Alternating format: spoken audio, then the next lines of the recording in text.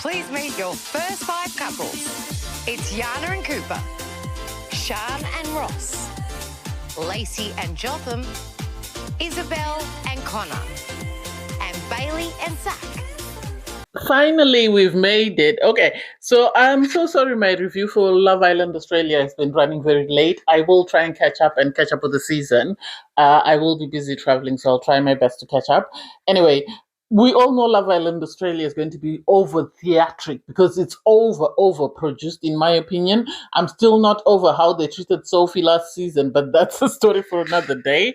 Looking at the new participants, I fear for Bailey because I have a feeling that she's not going to have the best of experiences. So I worry when someone like Bailey comes onto the show whether she's going to get the same opportunities as everybody else. But one can be hopeful. Anyway, hey there, thanks for stopping by. It's your girl Valerie. Welcome to my channel. If you're new here, don't forget to subscribe, click the like button, turn on the notification bell for when I upload new videos, and definitely leave a comment.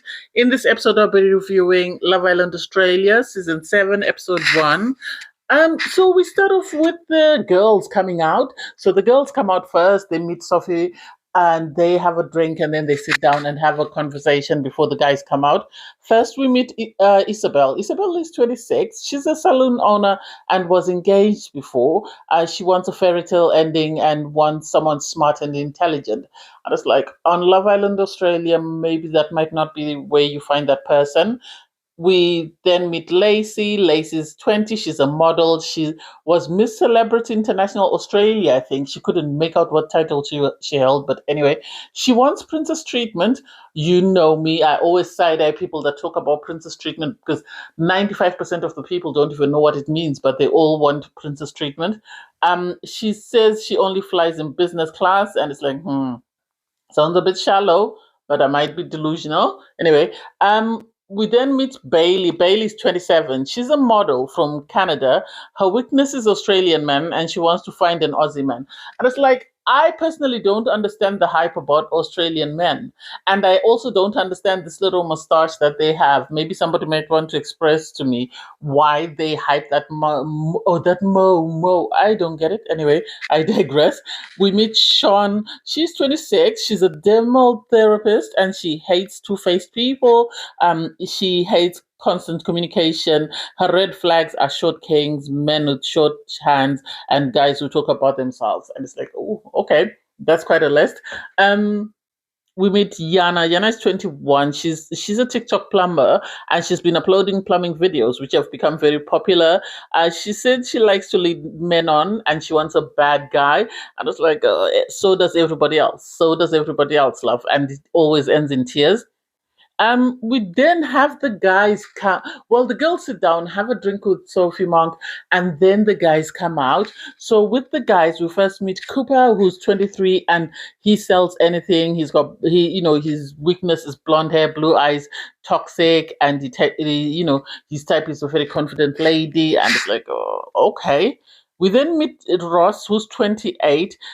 He's into yoga, surfing. He's a DJ. He wants a girl that will make him laugh, and he wants someone with a big booty. And it's like, okay, that's quite a shallow list. We then meet Jotham. Jotham is 22. He was playing American football for the New England Patriots. And, he says he stands out. He uses his eyes to attract the girls when he's on a night out. He says he's never been in a relationship before. He gives player vibes. If there was the definition of the word player, his face would be right next to it. So I don't know how well it's going to play out in the villa, especially seeing him play tonsil hockey with somebody else already.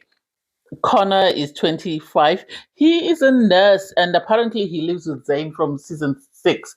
And it's like, why would they do that? Zayn was so dry. I don't get what made them think that Zayn's friend would be the best person to bring on the show. We then meet Zack. He's the last guy. He's 29. That's good because I always ask for older guys. So at least if they're going to bring older girls, then at least bring the older guys. So it makes sense because the majority of the guys are in their early 20s. So he's an Olympic swimmer. He's 6'3". He says he's awkward with his flirting. He's very goofy, and his type is someone with a good banter. He said he's not bothered about how they look, and it's like, I wish that were true. I wish that were true, but I don't get it. Anyway, Sophie, after introducing all the guys, then said that the girls would get the opportunity to choose the guy that they wanted to couple up with. So they did the heart challenge thingy that was started in America. First up, we had the girls. They were told, this is greed, so you get to kiss as many guys as you want, and then you get to choose the one you want. Isabelle went up first. She kissed Connor Zack, and she chose to couple up with Connor. Lacy went up next. She kissed Cooper, Jonathan, Connor, and she chose Jotham. Sorry. Lacy was up next. She kissed Cooper, Jotham, and Connor, and she chose Jotham. Hey, to each their own. Shan kissed Ross, Connor, and she chose Ross. And it's like everybody was going for Connor for reasons best known to them. At times, it gives production have told people kiss this person so that we create a buzz about them, because I don't understand the buzz about Connor. Bailey kissed Zack and Ross, and she chose Zack. I don't know whether that's a good thingy for her. I really don't. I hope they bring her person anyway. Jana, she kissed Jonathan. Well, Jana kissed everyone. She kissed everybody in the group. And then after kissing everybody in the group, she chose the guy that was single. And it's like, make it make sense. I don't get it. Because why would you make that fuss of kissing all the guys only to go with someone else, with one person who you were bound to get anyway? I feel like she liked someone, but didn't want the beef and the drama that came with the girl. So that's why she chose Cooper. Anyway, so the couples that we have are Cooper and Jana, Shan and Ross, Jotham and Lacy, Isabelle and Connor, and then Zack and Bailey. And it's like, I really hope Bailey gets a fair shot. I really do, because otherwise I'm going to be devastated for her. Anyway, you have all the couples sit down and have conversations, sort of just get to know you. And it's like, I don't know. Jana was complaining that Cooper reminds her of her ex. And it's like, well, if he reminds you of your ex, why would you pick him? Why not pick somebody else who doesn't remind you of your ex? Then that would make more sense. Otherwise, you're going to go home because you're in a couple that's not really working for you, and production are going to think, hey, it's time to send her home. I didn't understand Jotham. Jotham and Lacy, the way they were eating each other's faces off, I don't get it. I really don't. Anyway, the islanders get ready for the night. They pick up their drinks, they have their toast, and then you just have them sit around and sort of have conversations. And you have this conversation between Bailey and Zack, and Bailey was saying, she's never had the motherly instinct. She doesn't see herself as a mom. Zack on his part, so that is a red flag. I think Zack was looking for an excuse. I don't think he really wanted to be in a couple with Bailey. I think he knows he's punching, or maybe she's just not his type. So for him to say it's such a big deal, yes, I get it, because there are things that you can move away from with someone, but there are things you can't move away from, especially if someone wants kids and the other person doesn't want kids. That's a very big gap to try and sort of bring together. So I get why he was saying that, he would rather sort of have someone who wants the same things as he wants. So it's now up to Bailey. Is she going to stay in this couple with this guy, or is she going to move on? Anyway, the islanders receive a text message. The girls are asked to go upstairs. The guys are told to go by the fire pit. And we get to meet Gabby. Gabby's 21. She really looks cute. She does. But I don't know. I think she's going to be messy, because some of the girls are already giving mean girl vibes.